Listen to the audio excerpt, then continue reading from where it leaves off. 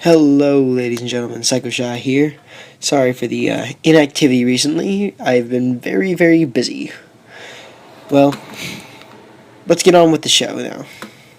Chapter 3 Under New Management. So I set out to try my luck in the big city, Manhattan. Pink. Of all the colors of the spectrum, pink, normally one of the most cheerful, it is usually associated with parties, candy, streamers, and other joyous things. However, if you put them together with certain words, it can lose much of its pleasantry. Pink plus slip gives you the notification that you're out of a job.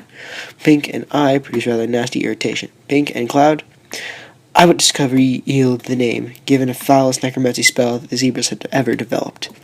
The same pink cloud now covered every inch of Canterlot. Upon seeing this horrendous sight, May had gone into shock. I had wanted to comfort her, hoping to calm her down and get a proper explanation of why she was upset. I didn't get the chance. May began to cry out horrendously, thrashing involuntarily. I tried to calm her, but all I got from my trouble was a hoof to the jaw. I was scared for her. I called out for help at the top of my lungs. I was greatly relieved that my new friends managed to hear my cries. Within moments, Raider and Gizmo both joined me on the edge of the town. Raider had a syringe in his mouth, which he handed off to Gizmo, his telekinetic grasp, to free his mouth, informing me that it was sedative. I imagined that he had previously experienced dealing with prisoners throwing fits during his time at Shattered Hoof.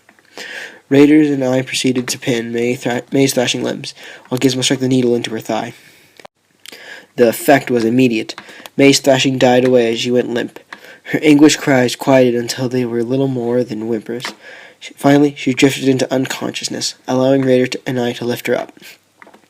We took her back into the clinic, laying her on an empty cot.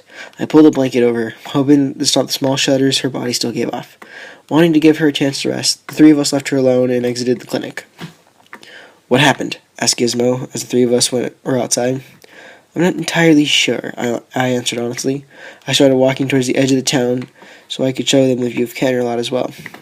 She saw Canterlot, mentioned Little Horn, and then threw a fit. "Every pony knows about the Little Horn massacre," said Gizmo, sighing and lowering his head and recalled it. "My older sister died there when I was just a foal.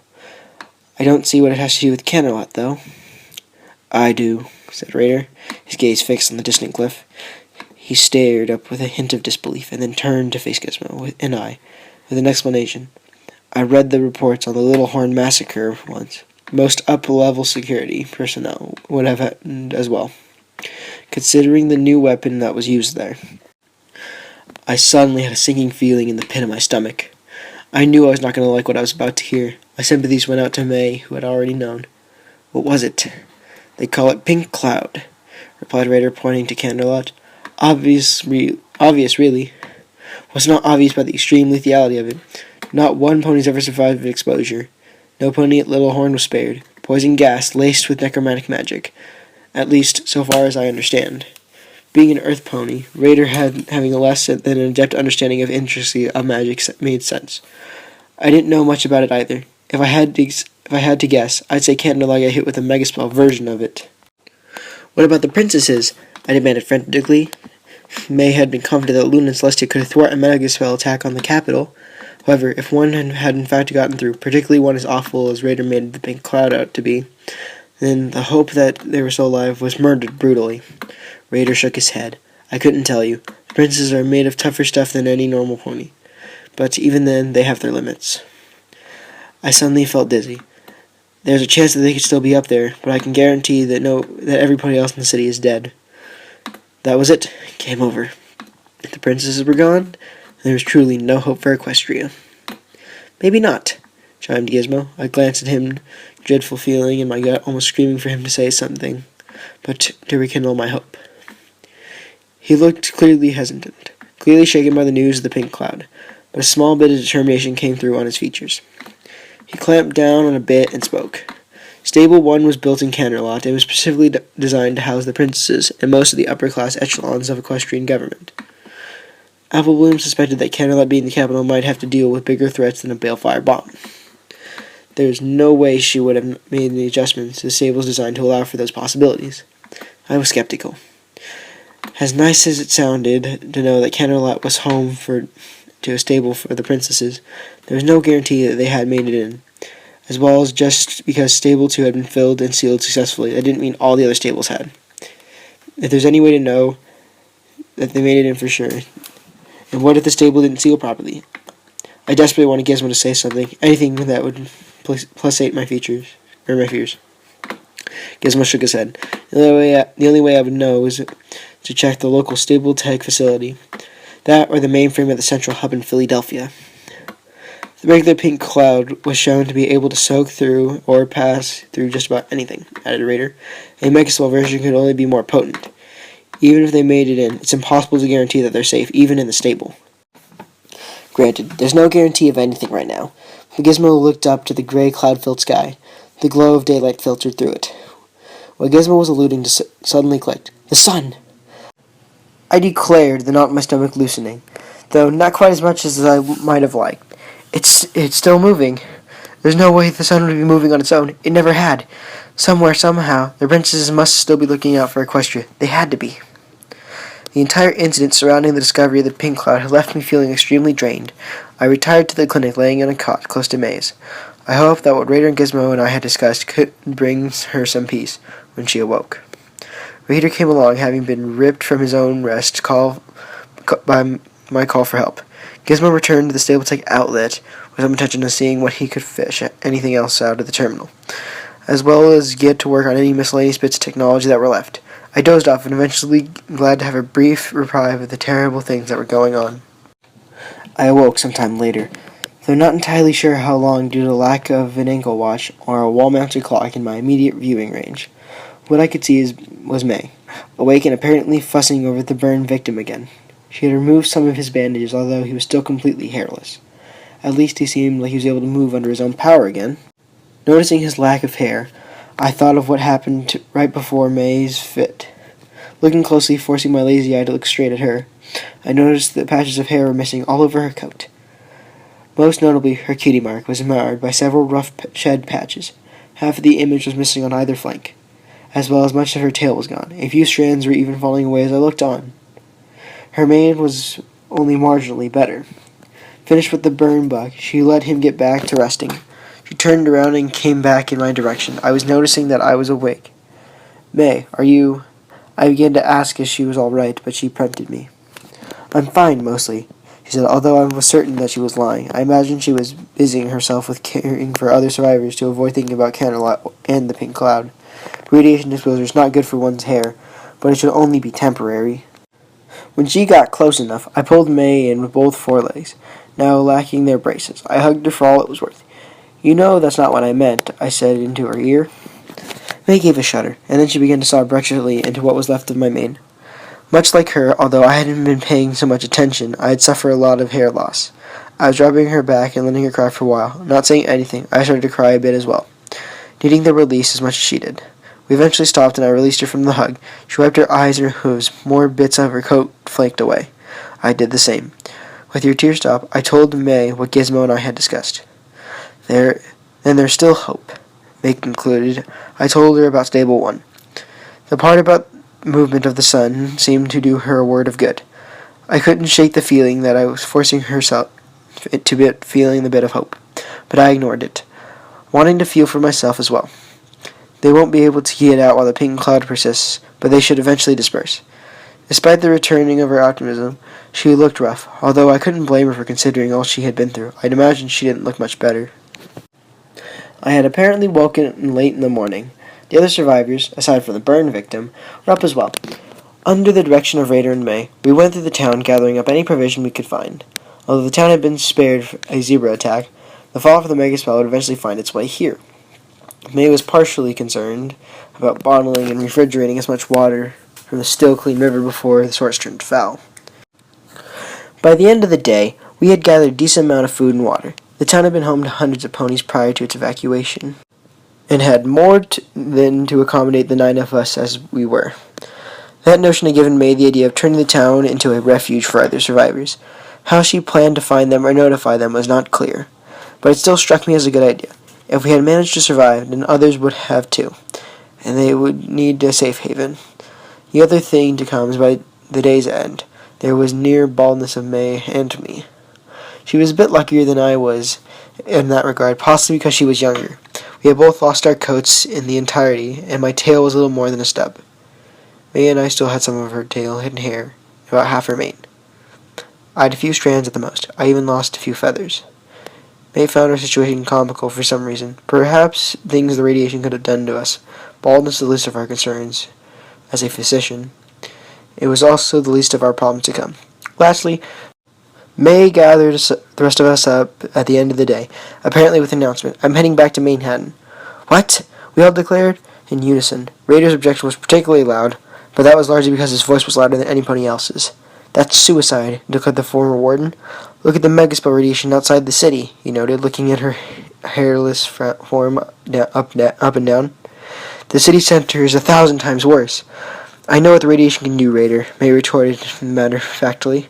I was in the MOP Spell Research Division. However, the hair loss is a cosmetic problem at worst. I am plenty well enough to travel. Your current wellness won't change the effect of the radiation on you, Raider insisted. He was wrong, but none of us knew that yet. You went from healthy to puking blood after just a few minutes of extreme exposure. That's only because I was caught off guard. May made the statement more certain than I had seen coming from her in a while. I told you I was in the MOP Spell Research Division, and that not without good reason. I intended to demonstrate her my point. May's horn lit up with a soft red light. The same glow ripped into the air and eventually forming a solid hemisphere surrounding her. Her horn flashed again, and the glow around her shimmered. The color changing from a pale green, it looked like a little like the glow I had seen coming from the stable tech terminals. The glow around May's horn died, and the shield faded away. Radiation ward and shielding spell, May stated firmly. I can keep it up long enough to reach the Manhattan MAS hub. Finally, I spoke up. Why do you need to go there? I had already seen that May was willing to go to extremes to try to help ponies, but considering that it had survived the megaspell hit, the Ministry of Arcane Science Hub seemed like the last place that would need help. May looked taken back, and I felt awkward. Thankfully, her next statement relieved my anxiety. Right, I kept forgetting to explain the things first. She took a deep breath, steeling her resolve. Some pony needs to tell them about Canterlot, she said. We all knew about it now, but any pony else who doesn't have a clear view of the capital. Furthermore, she continued, they need to know about Ponyville. Magpie's been broadcasting across Equestria almost non-stop for the past 5 days. We can't be the only survivors, but we're amongst the only ones who have a safe haven right now. If I can get to Magpie, I can tell her about Ponyville, and then she can tell everyone else who's listening. Plus, they probably have ponies in need of medical aid. They did enjoy a megaspell detonation, after all. I suddenly found myself looking at May with some bordering reverence. She had suffered the worst of magical radiation poisoning, seen the city of Manhattan wiped out from existence before her very eyes, and even seen some pony she had been trying to save die right in front of her. Despite that, all she wanted to do was help as many ponies as she could, through the Ministry of Peace, and doing that since before the megaspell went off. I suddenly felt inadequate, having spent the entirety of the war as a simple courier. However, one could not be too old to change. I stepped forward. I'm going with you. They looked at me like I was crazy. That was funny, since the feeling was mutual. Are you sure about that? This isn't some simple supply run. Now it was my turn to sound offended. Obviously, you've never flown in a hailstorm before. I glared at her, holding the serious expression a bit longer, though I thought I could. I broke into a grin, and then began laughing heartily. More than I hadn't longer than I could remember. May had joined in, nearly falling over on her side in stitches. We continued laughing for a good couple minutes. Needed to take a little bit of joy for all it was worth. Once I was finished, I walked up to May, standing by her side. I hope you know what you're getting into, she nickered. About as much as you do, I replied with a snort. Raider stepped forth. I can't let you go by yourself. I'm coming with you. Me too, chimed Diesel, bounding forward. I would have been glad to have more company, but May stamped a hoof down, and in front of them. No, she stated flatly. Why not? I asked, looked at May forlornly. My lazy eye chose that moment to wander, killing the impact of the look. Because this haven needs a leader, said May. I'm just a medic, but you, she jabbed a forehoof at Raider, have experience dealing with tough situations. You're a soldier and a prison supervisor, and you know how to keep things in order. More than any other survivor that come here will need that order. I suppose, muttered Raider. He chuckled diversely. I probably wouldn't be as much use to you anyways. I'm a lousy shot. I never saw that much attention. The MOM put me to work as the warden so they can send better soldiers to the front. The green buck stepped back, apparently intoxicated. Gizmo, on the other hand, was still insistent. What about me? He demanded. There's no reason for me not to go. Actually, there's something you can contribute here, remarked May. I listened intently. The young mare seemed to have a fair amount of wisdom. You're familiar with stable tech equipment, and you're a miracle worker when it comes to broken technology. That doesn't mean much anymore, said Gizmo, non-impulsed. Stable Tech HQ was in Philadelphia. It probably would have been wiped when the megaspell hit. Precisely, retorted May. For all we know, you're the only Stable Tech engineer left on the surface. She then gave him a pleading look. We need to know if the rest of the stables worked, and if there's any hope for a future of Equestria in those stables. Gizmo looked unsure. I couldn't blame him. May was effective in asking him whether or not Equestria would even have a future. It was a heavy question. Gizmo looked up irresolutely. All right then, I'll do it. I should be able to bypass the encryption of the... I stopped paying attention when Gizmo started spouting off much technical jargon. Turned to face May. We need to rest up for the night. Even if I'm not holding a cart this time, it's still going to be a long haul. I would insist, snorted May. Ponyville to Manhattan is almost a week's trot. The following morning saw May and I were ready to go. May had taken a pair of saddlebags from Red Heart's clinic and stashed a fair amount of medical supplies in them. My bag, their supplies either used or handed off to May, now held what would hopefully be a week's worth of canned and boxed food. I was tempted to make a batch of muffins at the abandoned Sugar Cube corner, but they would go stale too quickly.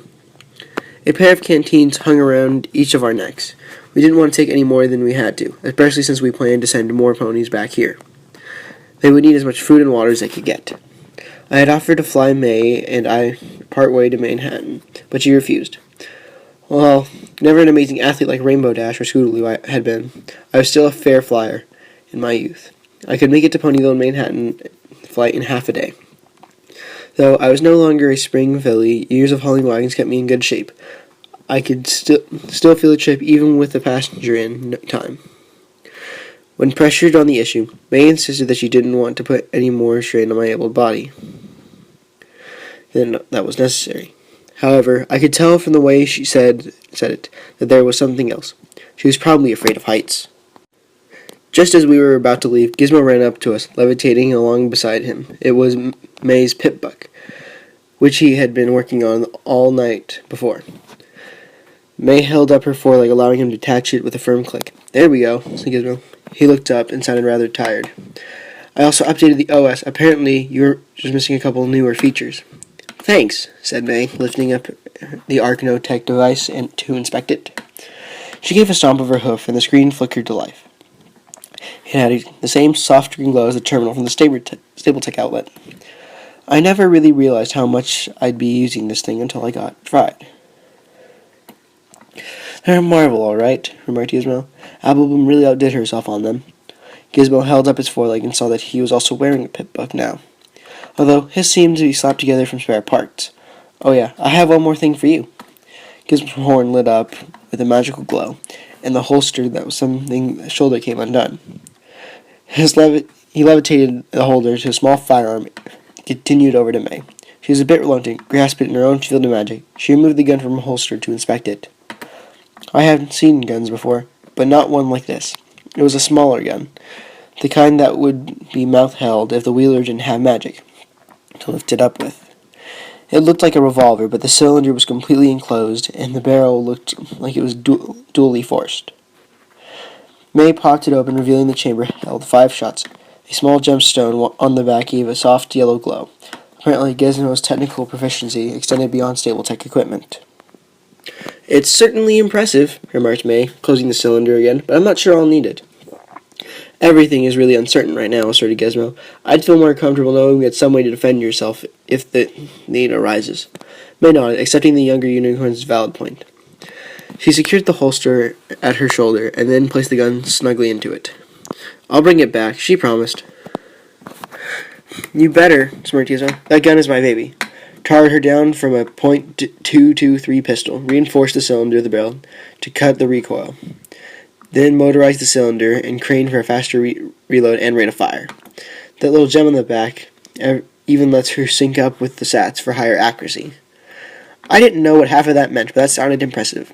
May seemed to follow that a little better, and I still had to ask the question. SATs? "The Stable Tech Arcane Targeting Spell," announced Gizmo. "It's one of the newer features that your pit bug was missing. Basically, it provides temporary assistance in combat, but by quantifying the targeting vectors and..." Seeing the confused look on our faces, Gizmo simplified his explanation. "It aims for you. With it and that gun's enhancements, even some pony who's never fired a gun before won't be able to miss." As an afterthought, he asked, "You fired a gun before, right?" "Yes," stated May, a little hesitant, "but only at a shooting range. I spent 2 years as a field medic before transferring to a spell research. They made us learn basic firearms." "You'll be fine then." Famous last words.